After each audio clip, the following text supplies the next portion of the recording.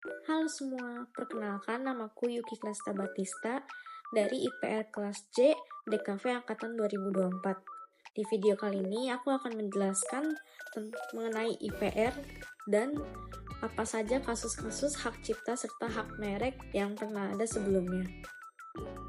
Nah, sebelumnya aku akan menjelaskan apa sih IPR atau hak kekayaan intelektual.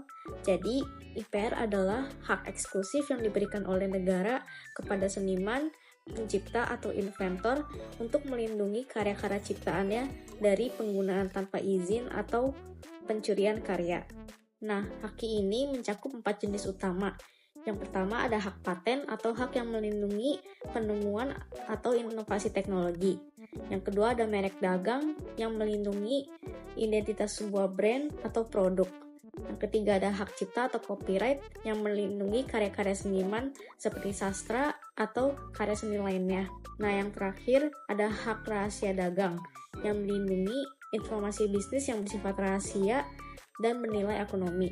Untuk video kali ini akan membawakan dua kasus dari hak cipta dan hak merek. Untuk kasus hak cipta, ada plagiarisme dalam manhwa Windbreaker. Sebelumnya, Windbreaker merupakan seri manhwa asal Korea Selatan karya Jo Young-sok yang dirilis sebagai sebuah webtoon oleh Never Corporation. Manhwa ini menceritakan tentang cerita kompetitif dalam bersepeda atau cycling. Nah, popularitas manhwa ini dapat diakui dengan jumlah pembacanya yang sejak awal rilis di tahun 2013 itu sudah mencapai kurang lebih 600 juta pembaca dalam platform resminya yaitu Webtoon.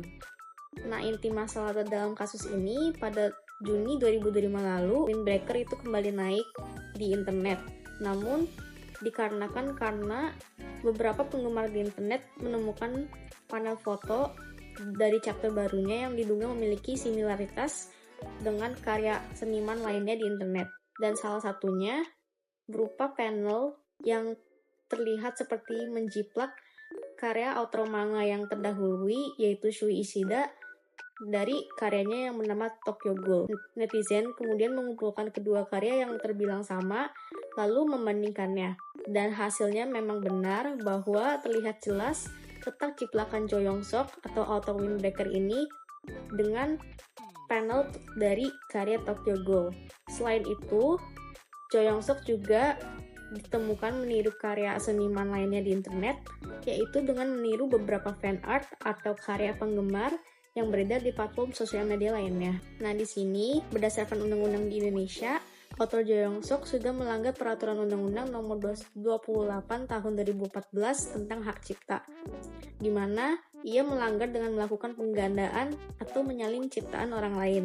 Dan tindakan penggandaan atau tracing terbukti dilarang dalam konteks pelindungan hak cipta berdasarkan Undang-Undang nomor 28 tahun 2014 pasal 1 nomor 12. Lalu untuk putusan masalahnya, Jo Young-sok bahkan pihak Never Webtoon sendiri mengeluarkan sebuah statement mengenai kasus ini.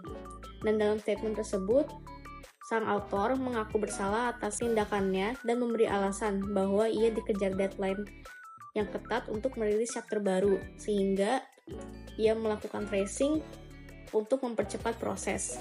Kemudian diikuti dengan persetujuan bersama Never Webtoon sendiri untuk menghapus seri manhwa Windbreaker secara permanen dari platform resminya yaitu Webtoon. Untuk kasus hak merek, saya akan membahas Goto versus PT Terbit Financial Technology. Inti masalah dari kasus ini dimulai dari sengketa antara Goto Group dan PT Terbit Financial Technology yang muncul setelah Goto memakai nama Goto sebagai identitas perusahaan hasil merger Gojek dan Tokopedia di tahun 2021 lalu.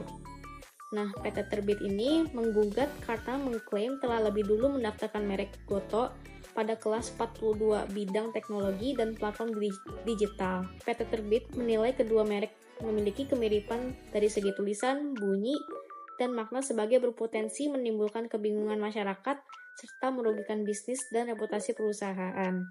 Berdasarkan Undang-Undang Indonesia, kasus ini mengacu pada Undang-Undang Nomor 20 Tahun 2018 mengenai hak merek dan indikasi geografis, di mana undang-undang ini menjelaskan bahwa merek yang telah didaftarkan memperoleh hak eksklusif dan perlindungan hukum dari negara. Dan di Indonesia sendiri menggunakan prinsip first to file, yaitu hak merek yang diberikan kepada pihak yang pertama kali mendaftarkannya. Karena itu, pendaftaran merek menjadi dasar utama kepemilikan yang sah secara hukum. Undang-undang ini juga melarang penggunaan merek yang memiliki kesamaan pada pokoknya dengan merek yang sudah terdaftar. Dan persamaan dapat dilihat dari tulisan, bunyi, maupun makna. Jika kemiripan tersebut menimbulkan kebingungan masyarakat, dapat dianggap sebagai pelanggaran hak merek.